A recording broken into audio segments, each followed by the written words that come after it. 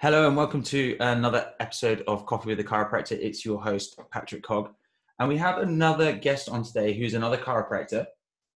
He's just in the process of setting up his new practice. He's currently working in, have I got this right, Godalming? Just south of Guilford.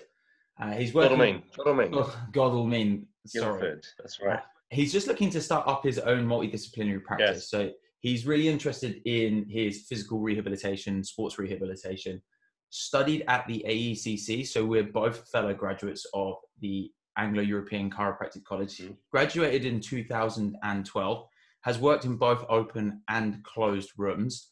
So he's interested in a broad spectrum in chiropractic and is currently living in Guilford with his lovely wife and his two young boys. It is Edwin Cheung. Welcome to the show. Thank you very much, Patrick. Thank you so much. Cheers. So, Ed, I know I wouldn't have done you anywhere near as much of the justice as I should have done. So maybe you can just tell us a little bit more about yourself, how maybe you got into chiropractic, and what your particular interests actually are. Sure. So, chiropractic since 2012. I used to play a lot of sports. So I actually was quite a competitive tennis player at the university level at Exeter. Actually, that's where chiropractic started. I became extremely injured from tennis.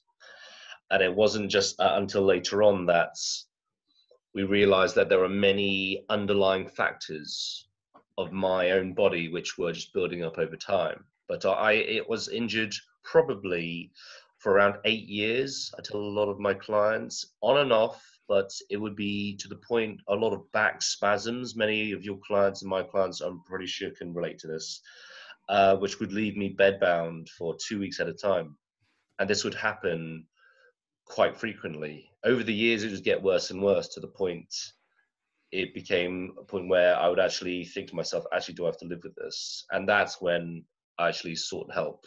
So I actually found chiropractic through my mum. My mother saw a chiropractor, and I, like many of the stories of chiropractors, but I found him to be very useful in the sense of obviously helping me, but more introducing me to chiropractic, what it could offer me. And then it went from there, and I decided to study to be a chiropractor, and here I am. Here we are. And so here we are. So you studied at the AECC. Tell us a little bit about what you felt like the universities and stuff were like at that time, and how you felt the experience of studying to be a chiropractor was. Well, I was what do you call them? I was at university before at Exeter, studying sports rehabilitation. Yep. And it was just the next step, really, with my injury. It made a lot of sense with what I was chatting with my chiropractor about. So joined in. It was a 5-year course, a lot of time at university. I was very ready to get out by the end. But a great experience. I would say the course is very intense. It's a lot of content. You really have to study hard. But I think a lot of good experiences, learning knowledge. I think I still have the knowledge to today. Very good practical clinic, an incredible clinic at AECC, I have to say. Mm-hmm. And but it's a lot of different, depending on which chiropractors you speak of, a lot of clashes in philosophy of chiropractic, different ways of practicing, I would say, in all clinics, in all colleges. But I guess you find your own when you come out. Oh, for sure. For sure. Yeah, I mean, and that's always been the case in, I think, most professions. There's always a little bit of clash of heads and opinions. It's ironic though, because every single chiropractor is looking for the same outcome, which is improved health in the patient. So it doesn't matter what end of the spectrum you come from. We're all fighting about the same thing. Exactly. And when people finally, I mean, a lot of patients, I'm sure. When you finally realize that we're all arguing about the same thing, it kind of makes the argument a little bit null and void. that we're all arguing about. Yeah, How should we be improving? Well, it doesn't matter so long as you are focused on the patient and the improvement of their health. And I personally don't think it should really matter what your philosophy is. Exactly. I think a lot of the profession argue on a point which the patient doesn't care about. I mean, it doesn't matter, really. No. But I think a lot of patients concerned, because you talked about me opening a multidisciplinary practice. The concern the patient may have is, okay, or the query they have is the differences between, chiropractor, osteopath, physiotherapist. And in my opinion, and this is just my opinion, I've worked with all of them, and everyone is different, right? You probably will see a physiotherapist practice very similar to an osteopath or a chiropractor. Is dependent on who you find and who you trust and your journey with them. So yeah, it's a difficult question. Yeah. Especially when you've got a background in something like sports rehabilitation as well, that when your primary practice has already started there, you're going to have a particular interest and niche into those kinds of things. And then how can you apply chiropractic to help those particular people? Yeah. So I think that's really interesting. Yes. Okay. So obviously we know a little bit about why you became a chiropractor. So we also know you had to go, by the sounds of things, quite an intense route of looking after this old sports injury that you had, and the back spasms, and the fact that you're having to put yourself into bed rest for 2 weeks. So since obviously that experience, maybe tell us some of the ways that you now look after yourself in order to kind of prevent those things from happening. Oh, definitely. I'd love to. It's definitely a journey, and it's still a journey. I mean, I'm sure with your patients, my patients, I often say to people, that you have to look after yourself for the rest of your time. It's not like a pill, right? It's not like a pill that you take it and everything is fine forever. So I learned the very hard way, and I live it every day. Many practitioners, many healthcare professionals talk about sort of the 3 T's, about trauma, toxins, and thoughts. I call it the 3 pillars. There are a few others that many people talk about, but I call it the 3 pillars of your health. So I sort of live by that. So I mean, trauma, I talk about obviously car accidents, significant injuries like myself, but also the micro traumas that many of the listeners may be thinking, oh, I've never experienced those big things, but I do have back pain or neck pain that just comes and goes. And it's the micro traumas of everyday living, where we put ourselves through so much. And I do the same. So to answer your question, how I look after myself is everything that I do, I teach my patient, because I've been probably more injured than most people. And I'm able to do everything I want to do. It stopped me playing tennis, and I loved playing tennis. I was a tennis coach too. Mm-hmm. Now I'm back playing tennis. Yep. Not in this climate, but yes, I can play. But from a physical sense, exercise, everyone knows they should exercise. It's just the motivation to do it, really, and understanding what you should do without injuring yourself. So I practice that every week. So I do a lot of interval training with the tennis, strength training myself. So in the clinic, as you said, rehabilitation work, it's a strength and conditioning room. So we practice in that manner. From the other T's, so trauma, then we got toxins, talking about health and what you take in, what you don't take in. I'm not perfect, by the way, 100%. I love indulging. I love food. But like I said, with anything to improve, you have to have the discipline. And the discipline is different for everyone. Your threshold is different. And I think it took a lot of time to figure out my threshold, my discipline. And yeah, again, living it every day. My wife has very, very kindly put us on an at-home vegan diet, which I wasn't sure about in the beginning, but wow, it does make a difference at home, definitely. It does make it. Energy levels have soared for me, and with my own structured exercise levels, it made a difference in even just body composition, A lot of people talk about trying to lose weight and feel fit to look better. Mm. And in my opinion, again, it's making a big difference. We started last year. And then the final thing I think is, yeah, sorry, go on. I was going to ask you a question on this. So, funny enough, I have a physical therapist trainer that I work with who's just started a course in holistic health, and his coach has just put him onto a vegan diet, or predominantly plant-based diet.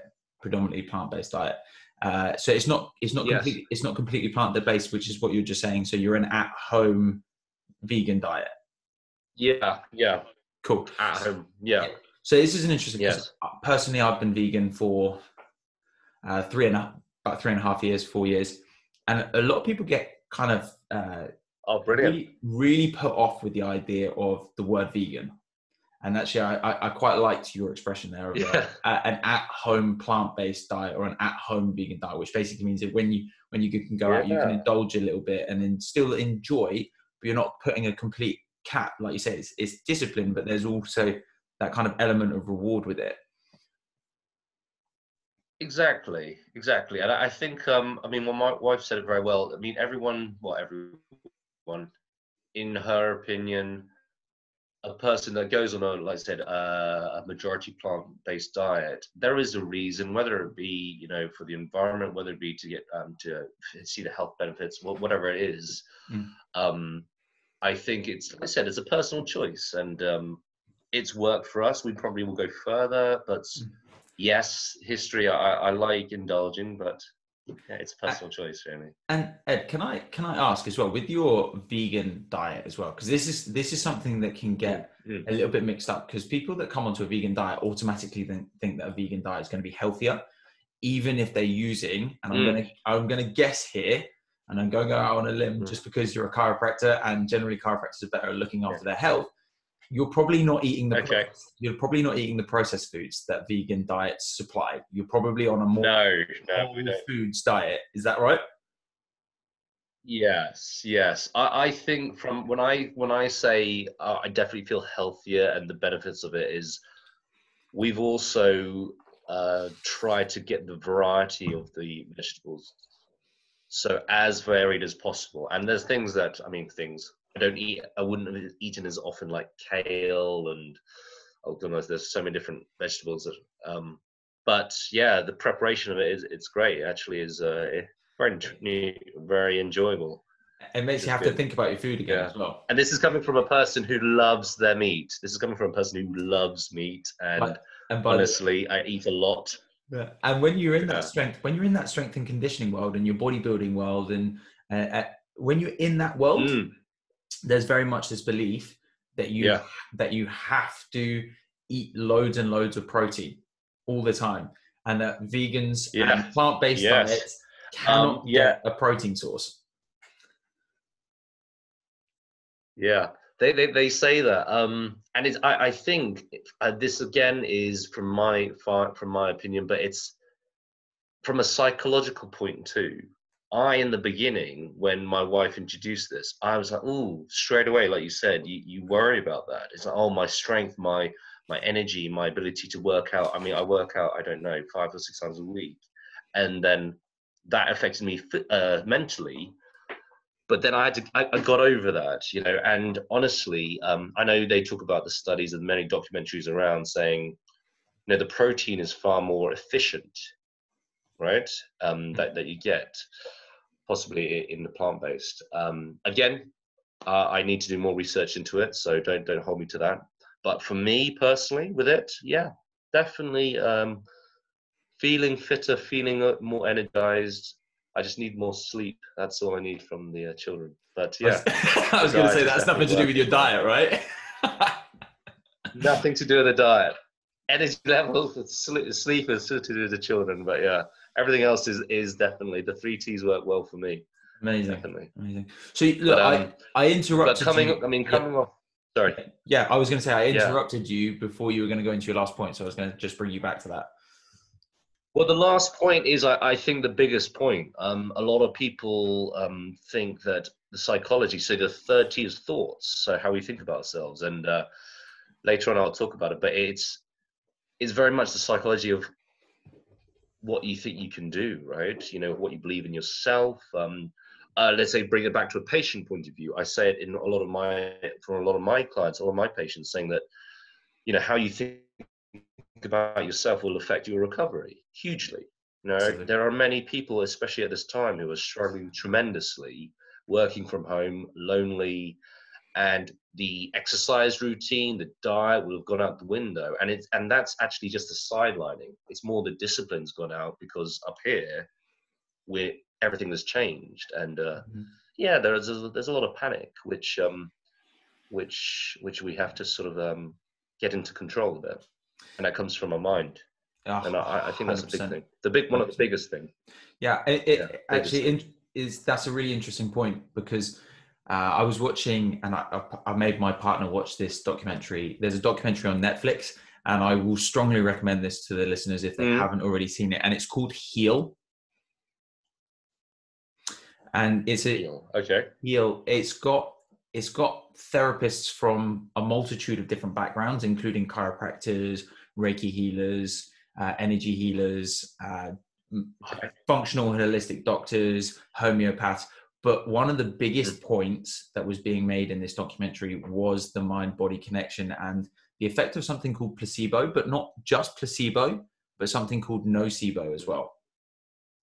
So placebo, which is what Okay. Ed was just talking about, is that mentality of I want to improve on myself, and the thinking that you're going to improve will make you improve. But the very contrary is also true. If a doctor gives you a diagnosis and says you've got 6 months to live, and you 100% believe that doctor, even if you would have lived for a year, guess what? That time comes straight down. The shortest of the hill. You've got it. So they were talking about both the placebo and the nocebo. So really interesting point that Ed just made there is that our thoughts will hugely have an impact on the way that our body's physiology starts to react. Really cool, really good documentary, by the way, Ed, if you haven't watched it. Yeah. No, I haven't. Yeah, I'll look into that. Yeah. Oh, Amazing. Amazing. So, Ed, obviously you've told us a little bit about how you look after yourself. Maybe you could give us some tips and hints today that some of our listeners could maybe take some actionable steps straight away on certain things that you kind of tools that you could give them so that they could implement some changes in their health today. Yeah. Yeah, I mean, everyone's talking about New Year, New You, and I like the New Year. I mean, I know a lot of people think, oh, New Year's another day. You know, I mean, sorry, the New Year's another day to celebrate it, and many people are just, oh, it's another day.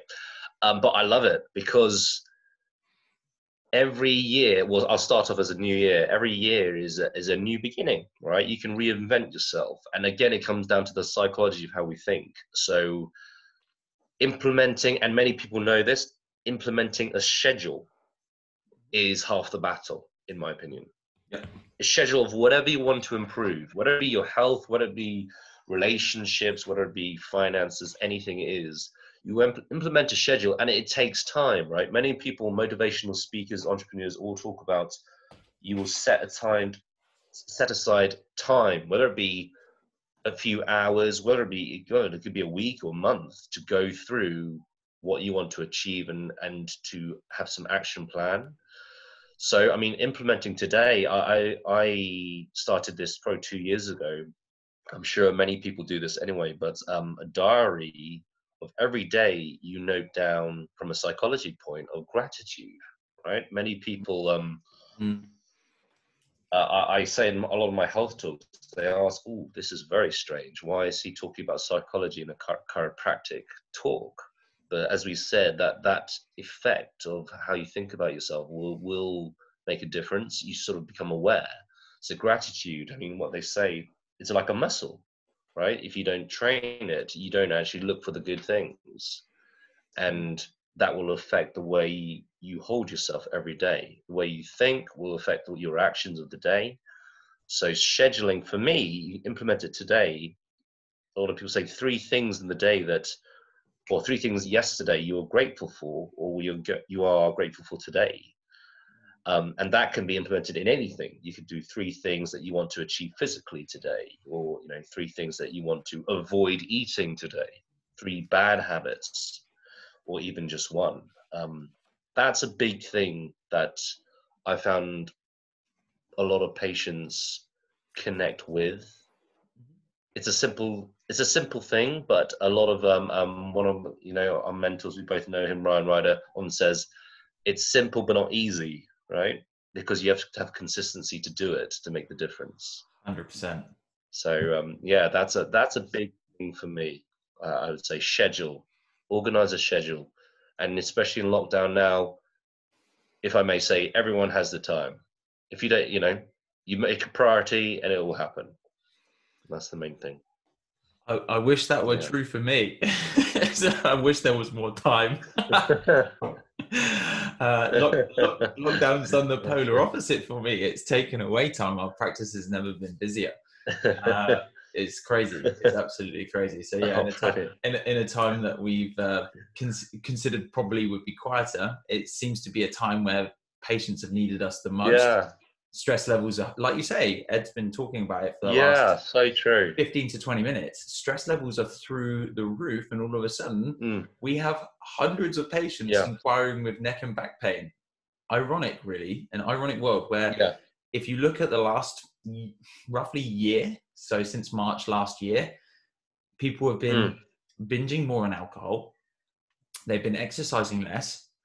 They've been stressing and been fear-mongered more. And as a result, we're starting to see very heavy increases in the numbers of musculoskeletal injuries, mental health injuries, and it's all... We talked about this with Dr. Ed Bates on one of the previous podcasts. There's when Ed looked at those three pillars, the thoughts, the trauma, and the toxicity, you can have either a deficiency or a toxicity in each area. So you can either have a deficient level of thoughts or an over level of thoughts. You can have an under level of exercise or an over level of exercise. You can have an over level or under level of all three different pillars. But ideally where you want to sit is right down in the middle. You've got to find that sweet spot. And having a schedule and a regimen, no, it's very true, sounds like a really nice way. And just going back, that idea of just doing three things, just three. If you could change three things today that would change your mental well-being, or three things today that you could take out of your diet, or three things today, or three exercises you could do today that would better improve your health. I think that's just a really, it's super simple, not necessarily easy. Super simple. Yeah, hugely. You said it absolutely right. For so many people, I mean, I'm sure you have patients that come in who have not, and they know themselves and they admit it, they have not looked after themselves as well as they could. Like many of us have, including myself. I could look after myself better. But they think, actually, 5 years ago, if they implemented literally maybe one thing a day, right? One thing a day, they could physically, they would have looked after themselves, and they would be in less pain and a healthier lifestyle, or possibly just being able to be more independent for a lot of people who may be a little bit more elderly and they're struggling and they want that independence. And they know they would sort of regret it, which is a shame. And you're right, that at the moment, with the busiest that we've been, people are struggling. And yes, we're classed as essential practitioners now, because I think the first lockdown, when we were forced to close, when we came back, there were so many emergency cases because so many people were suffering. Tons. And seeing cases that I would have never seen before. We're seeing cases that we would have never. Yeah, absolutely. This year has probably been, so far in the 5 years that I've worked as a chiropractor, has been the most challenging, because I'm getting cases walk in that you would never see, because they would normally be picked up by the hospital, but where people are so fearful of going into the hospitals. I mean, I'm having cases that you would never normally see because they would have been picked up by the doctors. Yeah, no, very true.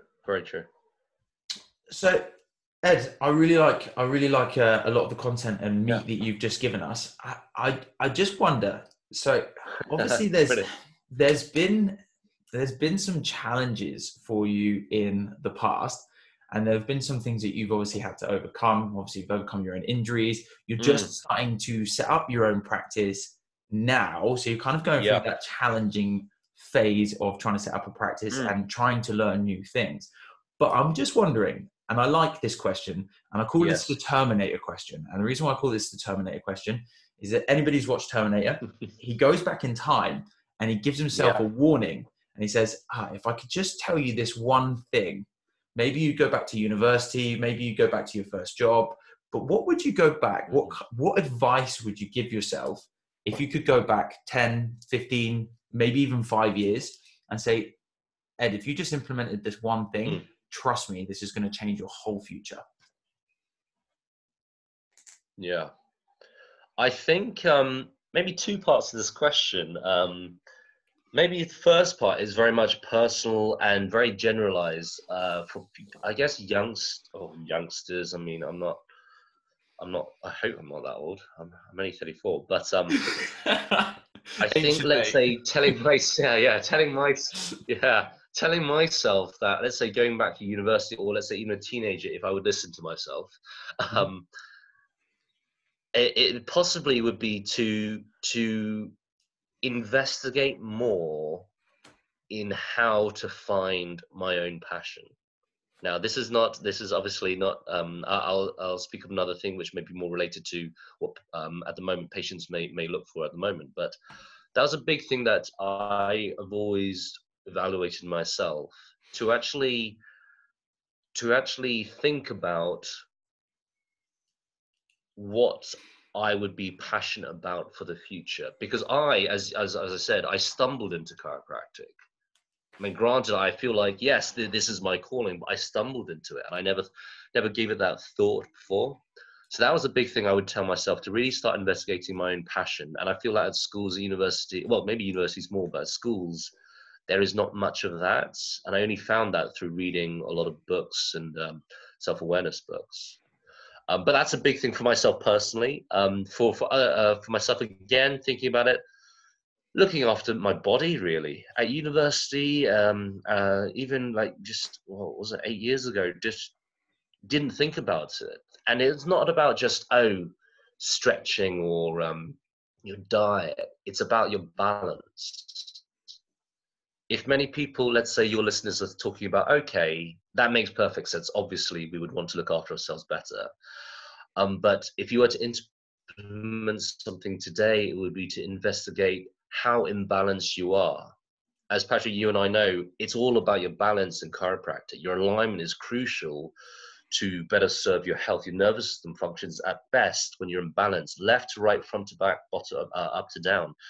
And whether it be you investigated by seeing a chiropractor, checking your alignment, whether it be you starting yoga and seeing your alignment this way, looking at your muscle imbalances, your skeletal imbalances, I think that's a good starting point for a lot of people. Don't think of pain, I would say, because that's what brought me 8 years of on and off bed bound every few months. It was horrible. I would literally be rolling out of bed, seizing up, or get in the car, try get out of the car, it would seize and I have to roll out of the car. It was awful. So I think that is the one, telling myself to investigate my balance of my body and go from there. That's a bit of a long-winded answer, but yeah, I gave it a bit of thought there. Hey, it's not long-winded at all. It's not long-winded. And I just want to kind of bring you back to the first point, is finding a passion. And I don't think that that's just a personal thing. I know that is personal to you, but that's not really a personal thing, because looking at a passion gives people a sense of drive, and it makes the target much more attainable. If you're doing something from passion and love, it's much easier to hit the end outcome than if you're doing something because you have to. And I have a lot of clients that will say this: they don't like their work, they hate their work, and they only go to work because it makes them money. Yeah. And it's one of the biggest stresses, is living a life that doesn't feel like it's fulfilling, or having something that feels unfulfilling. So I actually think I really liked that point. And the other one is the looking after your body earlier. I really like that as well. Now, Richard Branson will always say this. there is absolutely no point having wealth if you can't have Mm. health. There is absolutely no Yeah. point in having wealth if Oh, you yeah. can't have I health. think, yeah. And so, you know, you can have all the money in the world, but if you're going to have a heart attack when you're 40, what's it all for? What's the point? Yeah. Exactly. So No, very true. I really liked both of those points, and again, really 100% right, that alignment, that balance. We actually use posture analysis in our clinic, so we can actually measure it for people, and we use clinical x-ray as well, so you can see all those things. And again, super important. Yes. Super important, but it's just getting that early intervention and tackling it before it gets to being a bigger problem. Yeah. So Ed, Well, that's it. I think what, like I said, posture analysis. Yeah, sorry. Yeah, but the posture, just before you we go on posture analysis, the X-rays, all these things, and it's clinically useful for us as chiropractors, absolutely. But for a patient, in my opinion, not many patients have had that detail, right? The alignment, and so many patients, in my opinion, again, wake up to their problems when they're in pain. And I'm sure you've had this conversation with many patients, right? Many patients lose the motivation to look after themselves because they feel better, but 3 months later, they're back to where they were in pain. And it's only until, like my situation, 8 years down the line, until I learned it, that you really have to look after your body, right? Those injuries from the past will come back to haunt you. 100%. Right? No matter what. Yeah. 100%. Sorry, yeah, carry on. Yeah.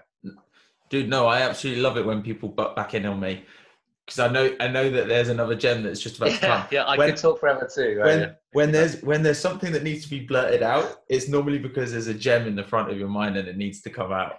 It needs to be said. Yeah. So true. Look, True. I've been having a great time. I think that people are going to get some really good value out of some of the things and topics. Like I say, I really like the 3 things to do. The 3 things to do, I really like that, and I think that's super, I hope so. Yeah. super simple that someone could actually go and implement that today. But maybe there will be a couple of. I guess it resonated with me because I sort of live it. Yeah. Sorry, go on. But maybe there'll be some listeners that really, they want to know a little bit more about you.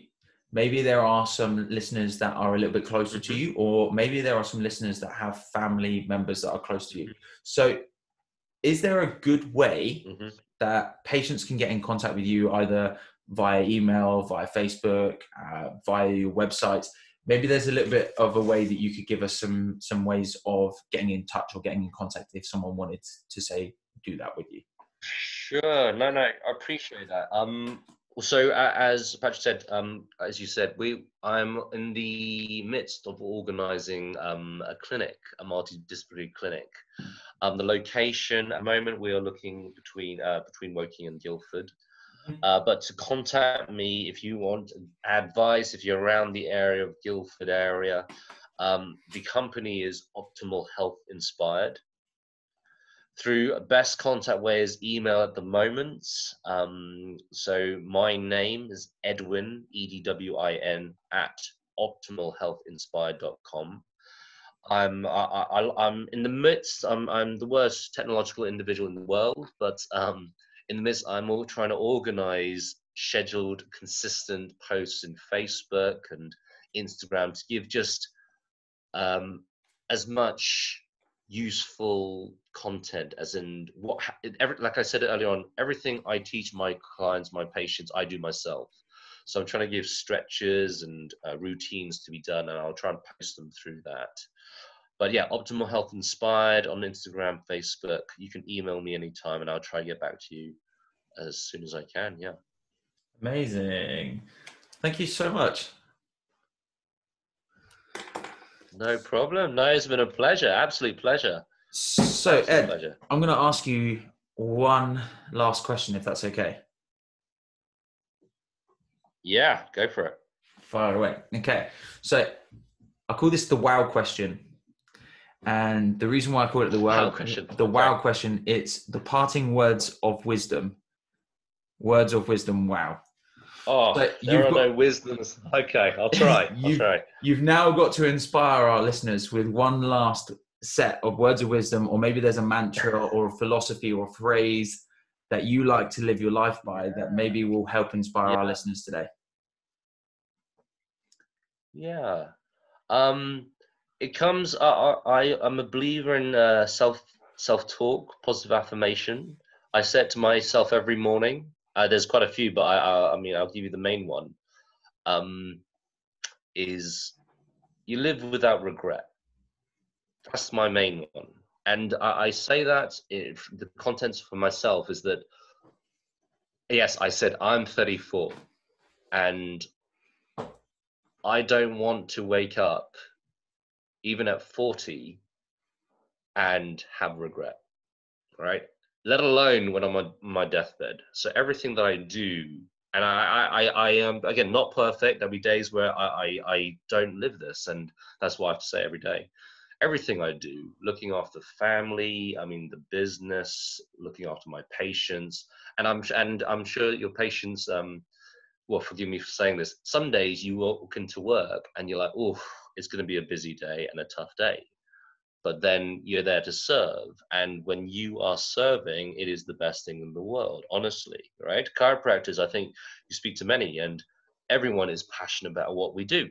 And people can see that, right? And they will follow you and they will trust you because you are passionate. And like you and I, we live it. So live without regret is one of my biggest things, I would say. But maybe one which is more relevant for people who are suffering at the moment, is, I would say, is you, and I say this to all my patients at their reported findings, the more you look after yourself before you're in pain, the less pain you will be in, right? It's a simple concept, but the more you look after yourself when you're not in pain, the less pain you're in. And many of my patients who are, I call it support care, who are on maintenance, who are seen, once a fortnight, once a month, whatever it is, they can keep that momentum because they do exactly that. They don't wait for things to go wrong before they look after themselves. So that's a bit, I think that's my leaving quote. Words of wisdom, if you will. Not sure if that's wisdomous. Wisdomous? That's not even a word. Wiseness. No, man. I agree, though. I think with regrets, there are not regrets. There are only lessons. Yeah. And so you can. Yeah, it's I guess choosing to take that lesson. I think that's the main thing. You can learn from what might be a regret, but you can use it as a lesson. You can use it as a lesson. Absolutely. And then we all know that we've done stuff that we know that we shouldn't have done. We've all done it. But once it's done, it's done. Once it's done, it's done. So, Ed, I just want to say a massive thank you for jumping on with us today. It's been great fun. It feels like the first one I've done in ages. No, a pleasure. Really good fun. It's great fun. And I feel like we'll probably catch up again soon. And I want to wish you all the luck in the world with setting up your practice. I hope you get to flourish and thrive just like the rest of us in the profession. And that's all from us today here at Complete Health. This is Patrick Hogg with Coffee with the Chiropractor, and we'll speak to you guys again soon. Take care, Ed. Thank you. Bye-bye.